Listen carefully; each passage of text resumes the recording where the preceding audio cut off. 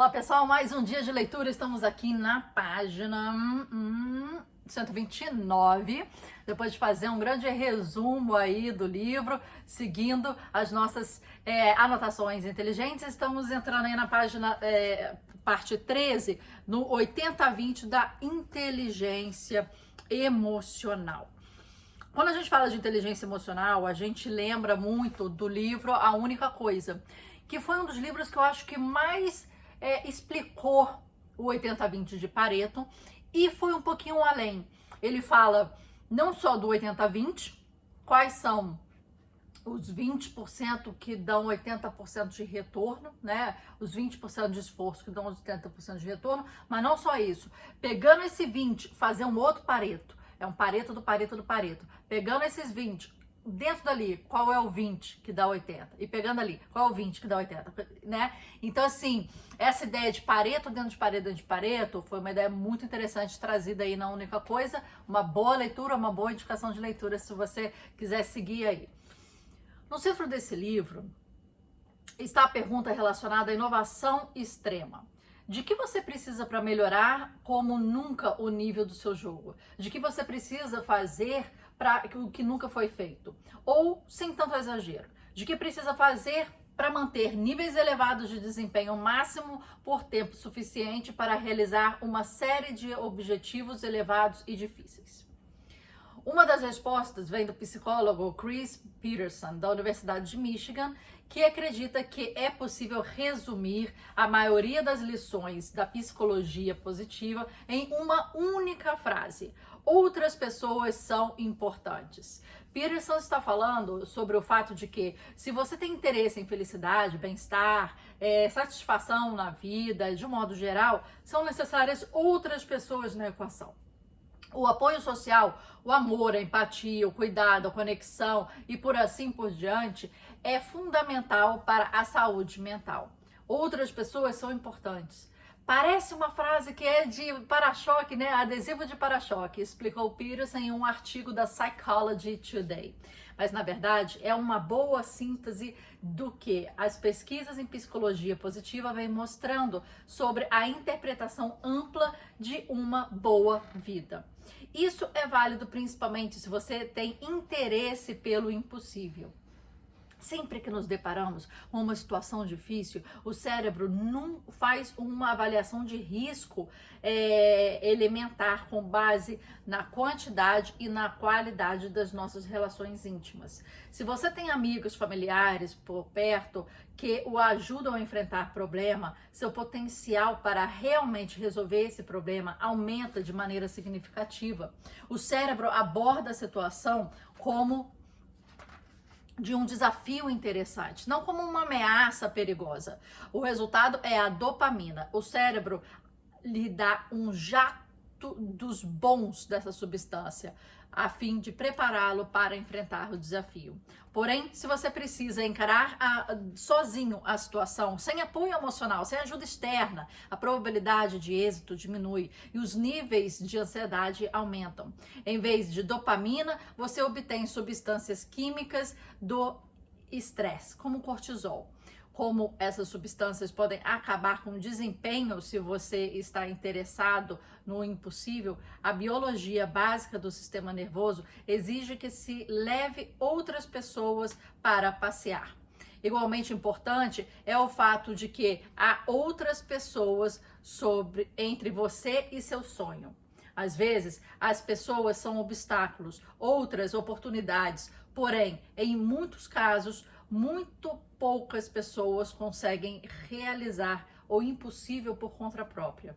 Isso já seria motivo suficiente para a sua lista de habilidades de desempenho máximo incluir habilidades interpessoais como comunicação, colaboração, cooperação e coisas do tipo.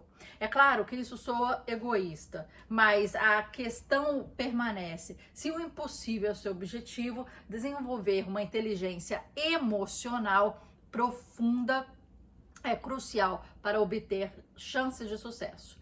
A inteligência emocional, ou o que é para encurtar, é um termo genérico usado para descrever nossa capacidade de receber, expressar, avaliar, compreender e regular emoções com precisão, tanto as nossas como as alheias.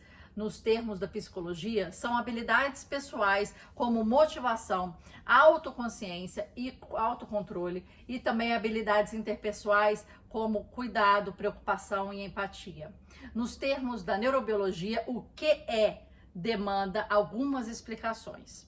A primeira coisa é de ter em mente que até pouquíssimos tempo atrás, né, sabíamos muito pouca coisa. A longa sombra do B.F. Skinner e o behaviorismo afirmaram que as emoções não eram assunto de cientistas sérios, bobinhas e subjetivas demais. Porém, no final dos anos 1990, a tecnologia de imagens cerebrais melhorou a ponto dos cientistas poderem começar a mapear neurônio por neurônio as vias das nossas emoções básicas. Esse trabalho deu fim a uma polêmica no meio século e levou à descoberta de 7 sistemas emocionais já mencionados, presentes em todos os animais, inclusive os seres humanos. E sistemas é uma palavra operacional. As emoções não vêm de nenhuma região do cérebro. Em vez disso, elas são geradas por essas 7 redes principais: medo, desejo sexual, cuidado, brincadeiras, raiva, buscas, pânico / tristeza. Cada uma dessas redes é um caminho eletroquímico específico pelo cérebro, que produz sensações e comportamentos específicos.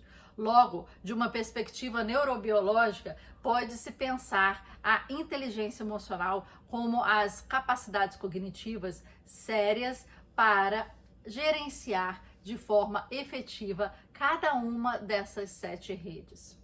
Também há, cada vez mais, um consenso sobre as partes do cérebro necessárias para fazer isso.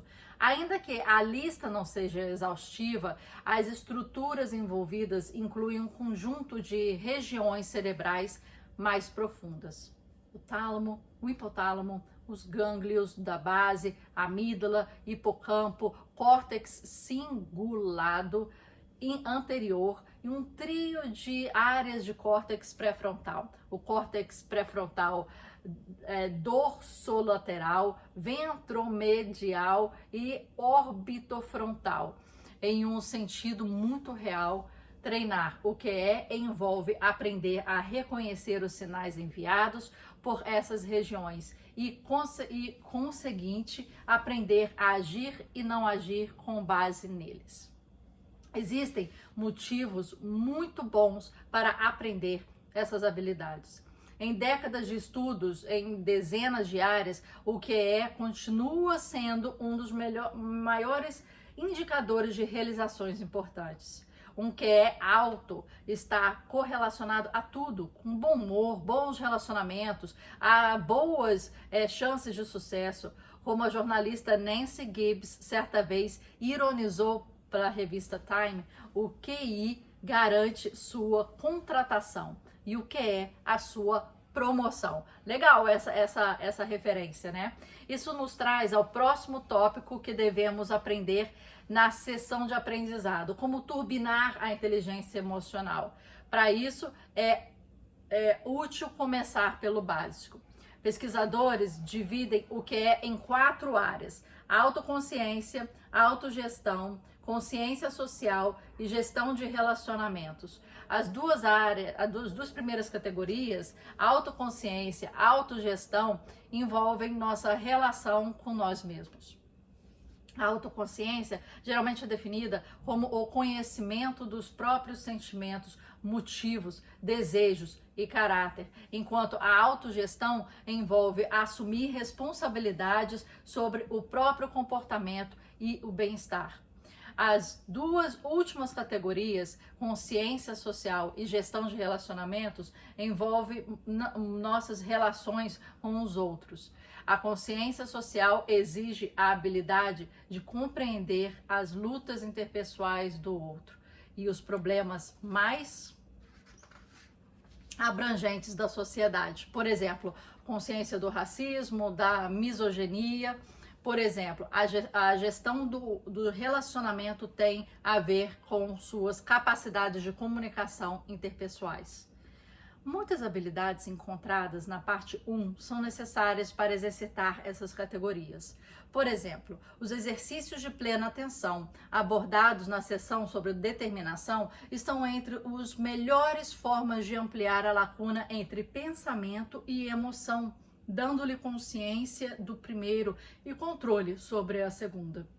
Outro exemplo é a receita da paixão e os exercícios sobre definição de objetivos, que estimulam a motivação, uma habilidade de autogestão e expandem a autoconsciência.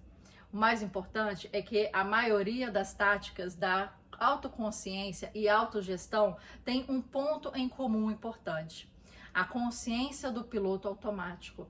Como William James apontou, os seres humanos são máquinas de hábitos. Ele chamou o hábito de o grande volante da sociedade. E pesquisas mais recentes respaldam essa afirmação.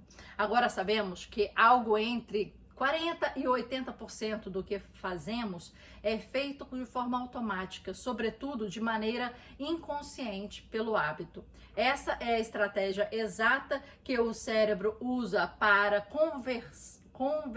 conservar energia, mas ela pode causar estragos na nossa vida, principalmente se os hábitos são ruins.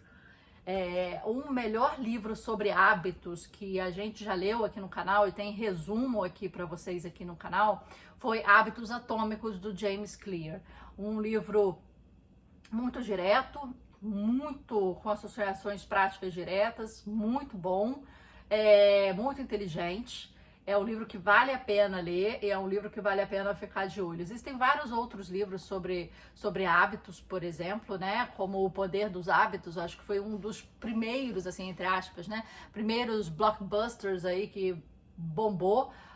O Poder do Hábito, para mim, ele é muito prolífico e ele foca muito nas pesquisas com ratos e camundongos de laboratório quanto aos experimentos de hábito. Então, ele vai falar de uma forma um pouco mais teórica, trazendo os resultados dessa pesquisa, mas de uma maneira um pouco prolixa. Já os hábitos atômicos, ele não parte de pesquisas de laboratório, né, de comprovação aí do que foi feito com ratos ou camundongos e etc., como é que age a certos estímulos ou não, mas ele vai trazer técnicas muito interessantes. Outro livrinho aí, né, para vocês. Então você pode pegar a página do livro do Tim Ferriss, que trabalho 4 horas por semana e uma abordagem de 80-20 para a inteligência emocional, desenvolvendo a consciência do piloto automático. Se você consegue perceber suas reações automáticas, pode começar a fazer as escolhas. Essa reação automática é boa ou ruim? Um hábito útil ou um desastre iminente? Se observarmos nossos padrões, podemos quebrá-los e criar outros melhores. De fato, uma grande maioria das estruturas cerebrais envolvidas na inteligência emocional são estruturas no córtex pré-frontal, que nos ajudam a substituir nosso comportamento automático. Essa é a consciência do piloto automático. E, ao menos na teoria, não é tão difícil de exercitar. Um jeito fácil de começar é fazer uma pausa para respirar antes de falar, agir ou reagir, sobretudo em situações de intensas emoções. Durante essa pausa, faça com que os seus motivos sejam claros. Pergunte-se por que você está prestes a fazer ou o que está prestes a fazer. Depois avalie sua resposta. Seja responsável por suas falhas, monitore, substitua o diálogo interno negativo e amplie o seu vocabulário emocional. Não deixe esse último item passar. Conseguir escrever de maneira cada vez mais detalhada o que você está sentindo, com uma linguagem mais precisa, expande sua gama de sentimentos. Os limites de minha linguagem, como lembra Ludwig Wittgenstein, são os limites do meu mundo. Os limites da minha linguagem são os limites do meu mundo. Eu acho que isso fica muito interessante hoje em dia a gente pensar nessa frase, porque uma forma da gente interagir com a inteligência artificial hoje em dia é através do prompt. O prompt é uma ferramenta de linguagem. Quanto mais vocabulário e linguagem você souber e empregar, mais você vai se fazer entendido, mais você vai contextualizar e mais você vai ter o output que você quer. Então, isso vai fazer com que as suas interações ali nesse novo mundo de inteligência artificial, né, da escrita ali dos prompts, seja cada vez mais certa essa frase dele aqui, né? Os limites da minha linguagem são os limites do meu mundo. Ele vai definir travas ali, se você não souber a diferença entre um teto e uma abóboda, por exemplo, né? Também podemos usar a abordagem do 80-20 para a segunda metade igualmente crucial da equação da inteligência emocional: consciência social e gestão de relacionamentos. Para isso, focaremos as duas habilidades que os pesquisadores enfatizam de maneira mais consciente para essas categorias: escutativa e empatia. A escutativa é a arte da presença envolvida. Gostei dessa frase. Presença envolvida. É ouvir com curiosidade genuína, mas sem julgamento ou apego aos resultados. Sem ficar sonhando acordado, sem pensar em nada inteligente que dirá em seguida. A paciência é a chave. Relacionar-se de forma genuína significa ouvir até a outra pessoa terminar de falar e fazer apenas perguntas esclarecedoras ao longo do processo. Muitos especialistas recomendam resumir em voz alta o que está sendo dito, o que estimula a comunicação e a estreita dos laços sociais, garantindo que ambas as partes se sintam recebidas e ouvidas. A escuta ativa também se alinha com outras táticas de desempenho que temos usado. Ela ativa automaticamente a curiosidade, liberando um pouco de dopamina e norepinefrina em nossos sistemas. Essas substâncias químicas aumentam a atenção, aprimoram o aprendizado e nos dão uma melhor oportunidade de usar o que estamos ouvindo para encontrar conexões com ideias mais antigas, criando assim condições para o reconhecimento de padrões e mais liberação de dopamina. A consequência de todas as substâncias neuroquímicas em nosso sistema é uma chance muito maior de entrar no fluxo, motivo pelo qual o psicólogo Keith Sawyer, da Universidade de Carolina do Norte, identificou a escuta ativa como um gatilho do fluxo, assunto que voltaremos. Gostei que ele colocou a escuta ativa como presença envolvida. Acho que isso é uma coisa muito que não temos muito hoje em dia, né? Temos presença física, a mental às vezes está em outro lugar. Por ora, vamos à próxima habilidade: empatia. A habilidade de compartilhar e compreender os sentimentos alheios é um dos caminhos mais rápidos para a inteligência emocional. Aprender a desenvolver empatia promove autoconsciência e consciência social, aprofundando nossa capacidade de nos compreendermos e compreender nosso impacto sobre o outro. Isso leva a uma maior eficácia dos termos individuais e a uma comunicação e colaboração melhores em termos sociais. Nos últimos anos, cientistas fizeram progressos significativos na compreensão da empatia, inclusive percebendo que essa habilidade é fácil de praticar. Por diversos motivos não totalmente compreendidos, a ressonância motora leva à ressonância emocional. Isso é, quando vemos outra pessoa executar uma ação ou vivenciar essa sensação, as mesmas partes do cérebro são acionadas como se fôssemos nós executando a mesma ação e vivenciando a mesma sensação. Isso acontece automaticamente e podemos tirar proveito desse fato biológico para exercitar a empatia.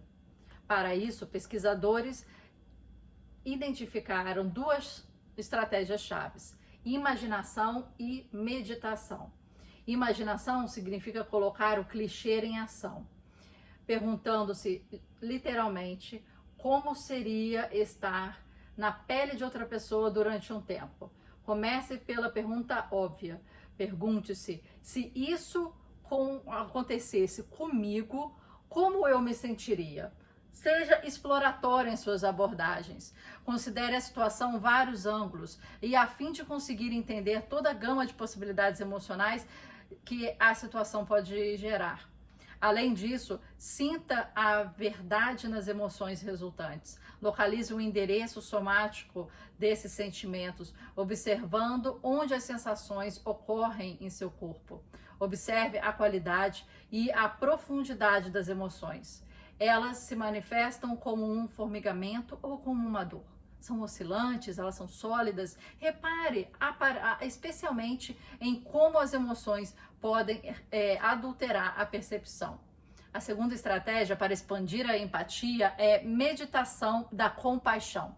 Em uma pesquisa conduzida pelo psicólogo Daniel Goleman, da Universidade de Harvard e Wisconsin, 7 horas de meditação da compaixão produziriam um aumento da empatia e mudanças permanentes no cérebro dos praticantes. 7 horas? Esse Daniel Goleman, eu nunca li nada dele, mas ele tem uns livros bem interessantes, pelo que me parece, sobre o emocional, né? Agora, 7 horas de meditação. Após 7 horas, havia uma atividade muito potente na ínsula, uma parte do cérebro que nos ajuda a detectar emoções, e a junção temporal parental uma parte do cérebro que nos permite ver ver as coisas de outras perspectivas e ajuda a gerar empatia. Para praticar a meditação da compaixão, basta encontrar um lugar tranquilo, fechar-se, sentar-se e fechar os olhos. Pense em alguém que foi gentil com você e quem se sente grato. Em silêncio, deseje o bem dessa pessoa e peça segurança, felicidade, saúde, bem-estar a ela. Depois, faça o mesmo com as pessoas com que você ama, principalmente amigos, familiares. Siga expandindo, colegas de trabalho, conhecidos, estranhos, o homem que trabalha na lavanderia, a mulher que conserta o computador. Por fim, faça os mesmos votos para si mesmo. A pesquisa revela que 20 minutos por dia, durante 2 semanas, moverá significativamente o ponteiro da empatia. E preste muita atenção aos resultados.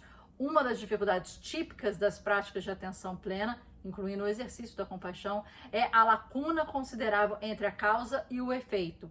Verificamos sentados em silêncio? Ficamos sentados em silêncio durante 20 minutos hoje e 5 dias depois somos mais afáveis com nossa mãe ao telefone. Então 20 minutos dividido por vários dias que vão dar aí 7 horas, entendi. Mas procure esse aumento na gentileza e registre continuamente o resultado. Conseguir acreditar que a prática está funcionando é fundamental para a motivação consistente. Quando se trata de trabalho, não use a meditação da compaixão por si só. Combinar a imaginação e a meditação produz melhores resultados. Quando nos colocamos na pele do outro, sobretudo se essa pessoa está em uma situação desgastante, o cérebro faz uma coisa traiçoeira. Por não gostarmos de sofrer, mesmo que esse sofrimento não seja nosso, o cérebro alivia nossa dor, abstraindo-nos da outra pessoa.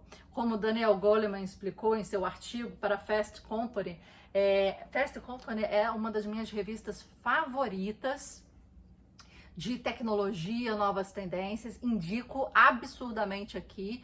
É uma que eu comprava sempre em aeroportos. Eu acho até que ela não é mais publicada fisicamente, mas eu tinha de diversos países, diversos lugares, era aqui, eu falei, cara, eu vou comprar, tinha uma coleção de Fast Company, e agora eu acho que o site faz essas vias de novas tendências, muito legal. Aqui também no livro foi mencionado o Wired, W-I-R-E-D, Wired, que também é uma revista maravilhosa para você seguir essas novas tendências.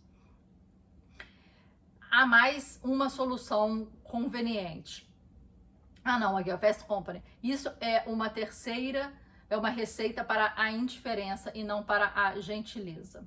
Cientistas do Max Planck Institute descobriram que combinar exercícios de empatia e imaginação com uma meditação de compaixão realmente altera os circuitos neuronais ativos pelo sofrimento alheio. Em vez de abstrair a dor do outro, os circuitos que se ativam são os mesmos que são ativados quando uma mãe reage ao sofrimento de um filho.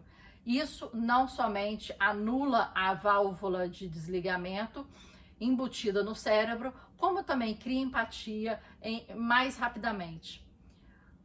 Ao combinarmos escuta ativa, empatia profunda, temos as substâncias químicas prazerosas que provêm da interação social positiva. Dopamina, endorfinas, ocitocina, serotonina, é muito prazer. E por isso é que o QE, né, do coeficiente emocional, é um indicador tão consistente de relações importantes. Significa que as nossas ações e emoções estão servindo de combustível à nossa busca pelo impossível. Ponto. Terminamos aí na página 135. Amanhã teremos mais leituras, mais interessante, se você puder ir marcando o seu livro e fazendo as anotações inteligentes desse jeito, para que você coloque aqui o seu aprendizado. E além disso, ir fazendo as marcações, depois que eu leio aqui com vocês, eu sento e grifo, olha, fazendo as marcações aqui e as anotações que eu acho, né, pertinentes, escrevo e tal, para que eu possa depois, o meu eu do futuro, ler de uma forma mais completa e mais inteligente, pegando o resumo do supra-sumo que tá aqui. A gente viu ali no início ele falando sobre a grande encadeamento de propulsores, né, que vão te dar aquela motivação, e agora ele está começando a falar da inteligência emocional também como um propulsor para ajudar em todo esse processo que ele falou antes de paixão, de conhecimento, de autocontrole, de autonomia, né, e tudo isso que ele colocou inicialmente de conhecimento e tal. Como o coeficiente emocional, ele é muito importante. E aí ele bate no ponto da empatia aqui, né? Se colocar no local do outro de uma forma que não é só puramente falar, né? Nossa, ele deve estar sofrendo, nossa, que situação difícil, mas se colocar de uma forma mais presente nos sapatos do outro, né? De uma forma mais empática, mais emotiva, até mais carnal, né? E tentar entender na carne o que isso significa para o outro, né? Eu acho isso muito importante. Acho que as pessoas passam por dificuldades, né? Outro ponto que falou aqui, que foi ligado a isso, que as pessoas passam por certas dificuldades, e se você entende que você tem uma rede de apoio, aqui ele falou muito em familiares e tal, mas podem ser amigos, conhecidos, né? Mas uma rede de apoio que te ajude, aquilo ali, como ele falou, não se caracteriza como um desafio impossível, mas como, né, uma coisa que você tem que passar, mas você tem as pessoas falando, cara, conta comigo, o que você precisa, vem aqui em casa, né? Outro dia eu vi uma pessoa falando em que o amigo toda hora, vamos nos encontrar, vamos tomar um café, vamos fazer isso, fazer aquilo. E aí a amiga falava, não, tô ocupada, agora não posso, vamos passar para outro dia. Aí outro dia, sempre outro dia, aí também não pode, tem família, tem marido, tem mulher, tem não sei o que, tem filho, aquela coisa toda. E aquilo foi passando até que esse amigo ficou muito depressivo, doente, a ponto de tentar, né, o suicídio, e ela levou um susto. E falou, mas por que você não me procurou? Por que você não eu tô aqui para te ajudar? E o amigo falou assim, mas eu tentei marcar, a gente desmarcou, eu tentei marcar de novo, a gente desmarcou, eu tentei marcar almoço, eu tentei marcar café, tentei ligar para falar com você não estava disponível em nenhum horário. E ela, então, por que você não falou, assim, né, o que você precisava, que não era puramente um café, né, era uma coisa, sei lá, mais séria, porque às vezes a pessoa fica embutida, né? E ele falou assim, não, porque eu ia falar na hora, presencialmente, aquele assunto ia vir, é difícil para mim, né? Se fosse falar no telefone, aí marido, papagaio e tal, ia cortar. E aí, né, eu queria um momento de você poder falar e falar realmente, né? Não assim, jogar o problema e deixar ele solto aí. E ela falou assim, então vamos fazer um combinado. Então, quando você falar, você tem 8 minutos. Que é um tempo de um bate-papo rápido, um tempo, né? Você tem 8 minutos. Eu vou entender em que você precisa de um tempo comigo porque você está com algum problema e você precisa do meu apoio, você precisa de mim como rede de apoio. E não é um assunto de dia a dia frívolo ou de, né, de qualquer coisa, mas em que eu entendo a sua mensagem. E você não precisa falar mais nada, mas eu vou estar presente. E aí eles combinaram essa fala, né? Que seria um código, um indicativo. Você tem 8 minutos para conversar? Você tem 8 minutos? É isso. Isso seria um indicativo. Então, eu achei muito interessante quando eu ouvi essa história. Não me lembro nem onde que eu ouvi, se vocês souberem, até escreve aqui embaixo. Mas achei interessante criar códigos, porque a vida passa muito rápido, a gente não se dá conta. E às vezes tem uma pessoa pedindo ajuda do seu lado e você simplesmente não está entendendo, porque aquilo não está codificado, aquilo não está claro, aquilo passou como várias coisas passam no dia a dia. É isso. Pessoal, aqui nós sempre teremos 8 minutos para vocês, estamos aqui juntos, né? Ao próximo vídeo, ao próximo ponto aqui da leitura, já estamos aqui passando um pouquinho do meio desse livro. Tá sendo muito legal essa caminhada. Difícil ler, né? Cansa ler, né? Eu prefiro não ler em voz alta, né? Mas tá sendo um exercício aqui diferente esse. Obrigada por caminhar aqui junto comigo. Coloca um comentário aqui para eu saber que estamos juntos. Beijo. Até amanhã, até a próxima leitura.